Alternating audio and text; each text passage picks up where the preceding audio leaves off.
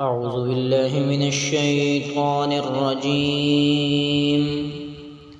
بسم الله الرحمن الرحيم. الحمد لله الذي أنزل على عبده الكتاب ولم يجعل له عوجا قيما لينذر بأسا شديدا من لدنه ويبشر المؤمنين الذين يعملون الصالحات أن لهم أجرا حسنا ماكثين فيه أبدا وينذر الذين قالوا اتخذ الله ولدا ما لهم به من علم ولا لآبائهم كبرت كلمة تخرج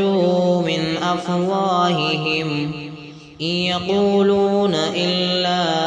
كذبا فلعلك باخع نفسك على آثارهم إن لم يؤمنوا بهذا الحديث أسفا إنا جعلنا ما على الأرض زينة لها لنبلوهم أيهم أحسن عملا وإنا لجاعلون ما عليها سعيدا جرزا أم حسبت أن أصحاب الكهف والرقيم كانوا من آياتنا عجبا إذ آوى الفتية إلى الكهف فقالوا ربنا آتنا من لدنك رحمة وهيئ لنا من أمرنا رشدا فضربنا على آذانهم في الكهف سنين عددا ثم بعثناهم لنعلم أي الحزبين أحصى لما لبثوا أمدا نحن نقص عليك نبأهم بالحق إنهم فتية آمنوا بربهم وزدناهم هدى وربطنا على قلوبهم إذ قاموا فقالوا ربنا رب السماوات والأرض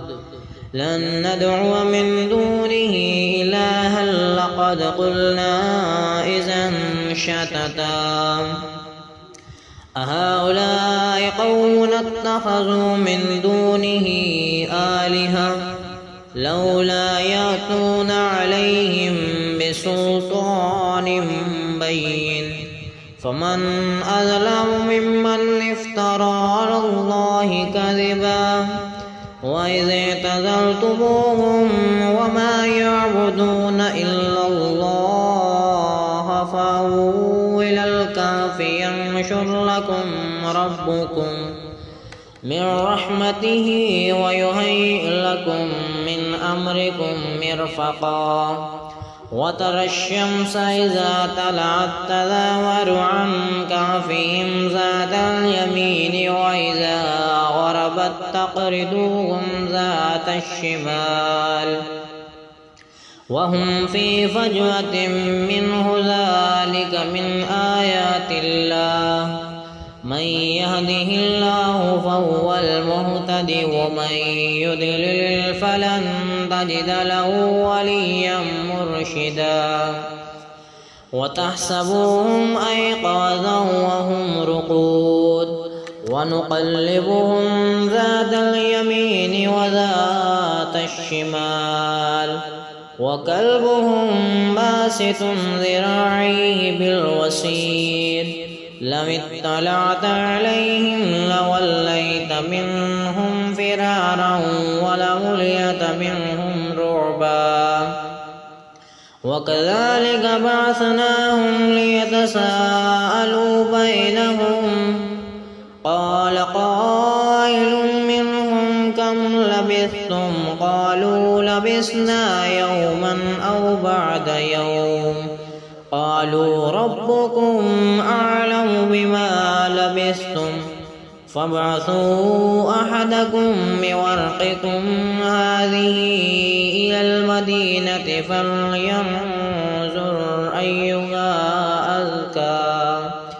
طعاما فليأتكم برزق منه وليتلطف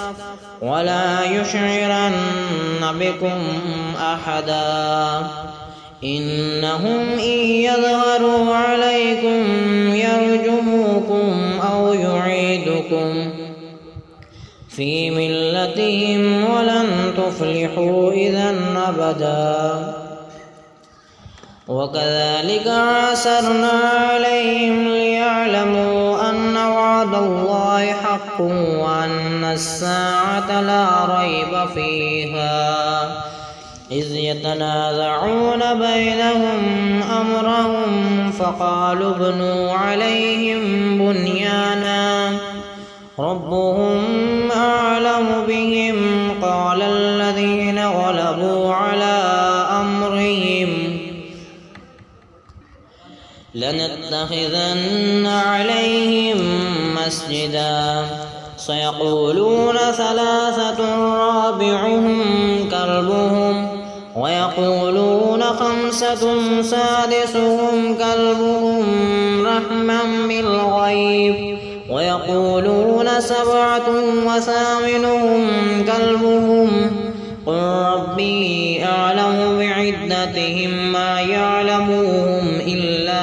قليل فلا تمار فيهم إلا مراء ظاهرا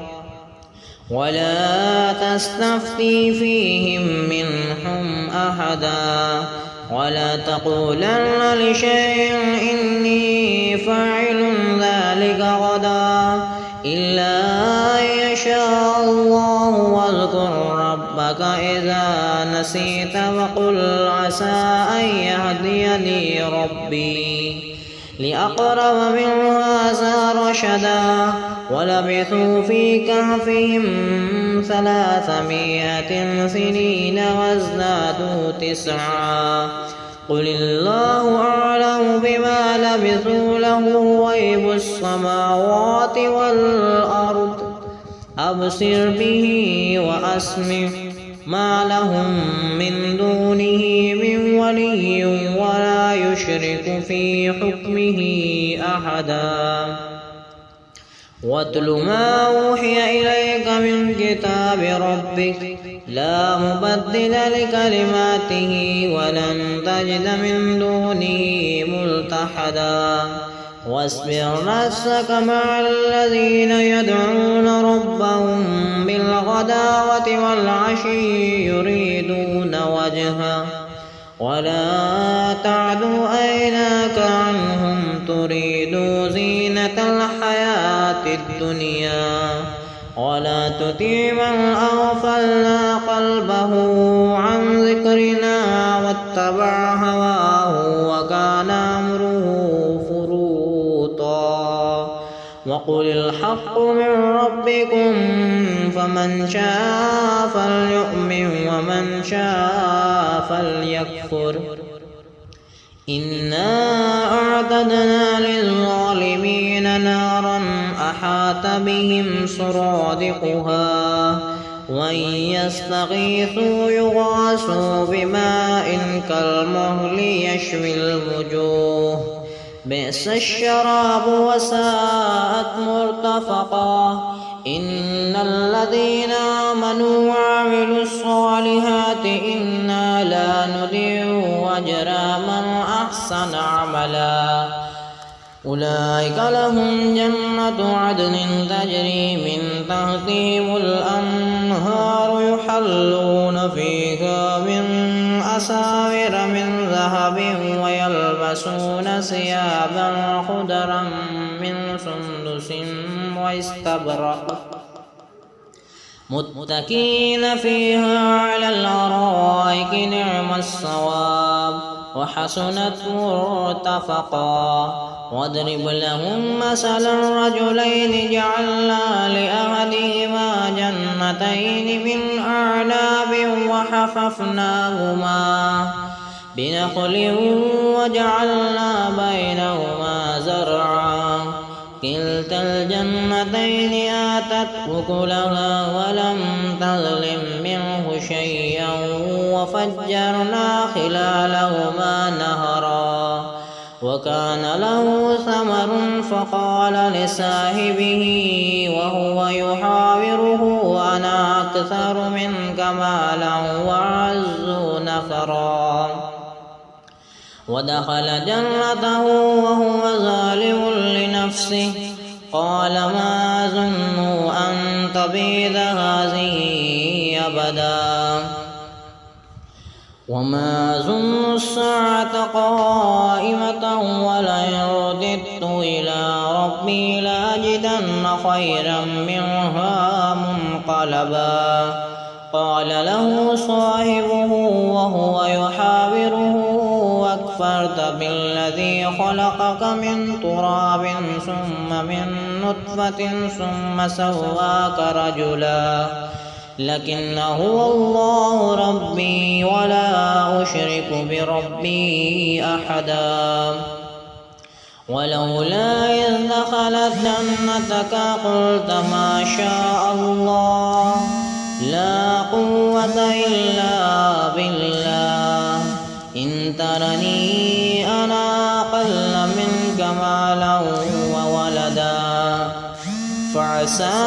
ربي أن يؤتيني خيرا من جنتك ويرسل عليها حسبانا من السماء فتصبح سعيدا زلقا أو يصبح ماؤها غورا فلن تستطيع له طلبا. وأحيط بثمره فأصبح يقلب كفيه على ما أنفق فيها وهي خاوية على عروشها ويقول يا ليتني لم أشرك بربي أحدا. ولم تكن له فئة ينصرونه من دون الله وما كان منتصرا. هنالك الولاية لله الحق هو خير ثوابا وخير عقبا. واضرب لهم مثل الحياة الدنيا كماء أنزلناه من السماء فاختلط به نبات الأرض فأصبح هشيما تذروه الرياح وكان الله على كل شيء مقتدرا. المال والبنون زينة الحياة الدنيا والباقيات الصالحات خير عند ربك ثوابا وخير أملا. ويوم نسير الجبال وترى الأرض بارزة وحشرناهم فلم نغادر منهم أحدا وعرضوا على ربك صفا لقد جئتمونا كما خلقناكم أول مرة بل زعمتم أن لن نجعل لكم موعدا. ووضع الكتاب فترى المجرمين مشفقين مما فيه ويقولون يا ليتنا ما لي هذا الكتاب لا يغادر صغيرة ولا كبيرة إلا أحصاها ووجدوا ما عملوا حاضرا ولا يظلم ربك أحدا. وإذ قلنا للملائكة اسجدوا لآدم فسجدوا إلا إبليس كان من الجن ففسق عن أمر ربه أفتتخذونه ذريته أولياء من دون وهم لكم عدو بئس للظالمين بدلا ما أشهدتهم خلق السماوات والأرض ولا خلق أنفسهم وما كنت متخذ المضلين عضدا ويوم يقول نادوا شركائي الذين زعمتم فدعوهم فلم يستجيبوا لهم وجعلنا بينهم موبقا ورأى المجرمون النار فظنوا أنهم مواقعها ولم يجدوا فيها مصرفا ولقد صرفنا في هذا القرآن للناس من كل مثل وكان الإنسان أكثر شيء جدلا وما منع الناس أن يؤمنوا إذ جاءهم الهدى ويستغفروا ربهم إلا أن تأتيهم سنة الأولين أو يأتيهم العذاب قبلا وما نرسل المرسلين إلا مبشرين ومنذرين ويجادل الذين كفروا بالباطل ليدحضوا به الحق واتخذوا آياتي وما أنذروا هزوا ومن أظلم ممن ذكر بآيات ربه فأعرض عنها ونسي ما قدمت يداه إنا جعلنا على قلوبهم أكنة أن يفقهوه وفي آذانهم وقرا وإن تدعوهم إلى الهدى فلن يهتدوا إذا أبدا وربك الغفور ذو الرحمة لو يؤاخذهم بما كسبوا لعجل لهم العذاب بل لهم موعد لن يجدوا من دونه موئلا وتلك القرى أهلكناهم لما ظلموا وجعلنا لمهلكهم موعدا وإذ قال موسى لفتاه لا أبرح حتى أبلغ مجمع البحرين أو أمضي حقبا فلما بلغ مجمع بينهما نسي حوتهما فاتخذ سبيله في البحر سربا فلما جاوز قال لفتاه آتنا غداءنا لقد لقينا من سفرنا هذا نسبا قال أرأيت إذ أوينا إلى الصخرة فإني نسيت الحوت وما أنسانيه إلا الشيطان أن أذكره واتخذ سبيله في البحر عجبا ذلك ما كنا نبغي فارتدنا على آثارهما قصصا فوجد عبدا من عبادنا آتيناه رحمة من عندنا وعلمناه من لدنا علما قال له موسى هل أتبعك على أن تعلمني مما علمت رشدا قال إنك لن تستطيع معي صبرا وكيف تصبر على ما لم تحط به خبرا قال ستجدوني إن شاء الله صابرا ولا أعصي لك أمرا قال فإن اتبعتني فلا تسألني عن شيء حتى أحدث لك منه ذكرا فانطلق حتى إذا ركب في السفينة خرقها قال أخرقتها لتخرق أهلها لقد جئت شيئا إمرا قال ألم أقل إنك لن تستطيع معي صبرا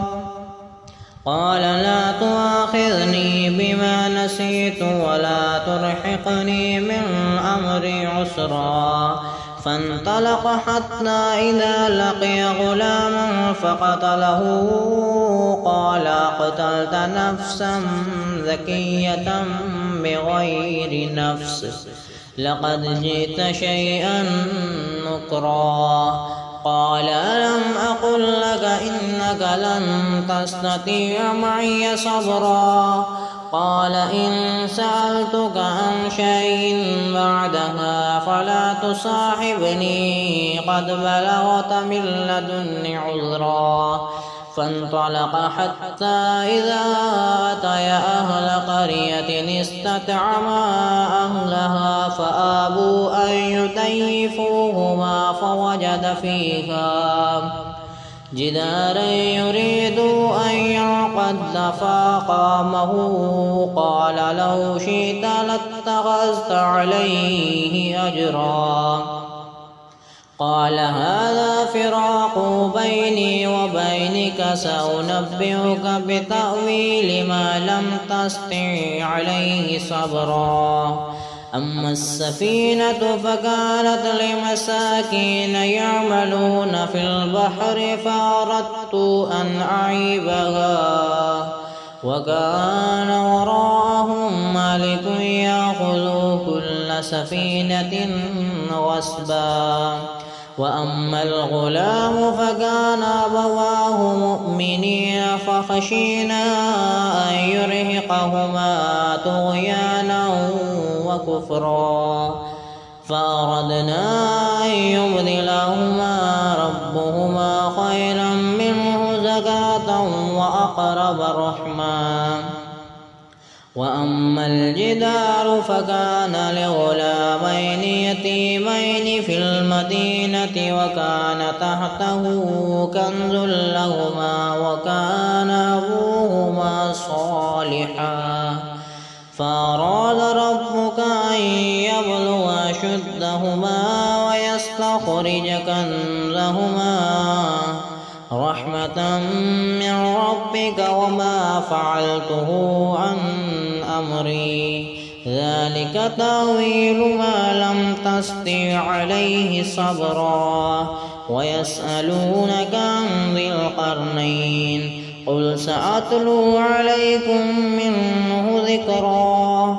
إنا مكنا له في الأرض وآتيناه من كل شيء سببا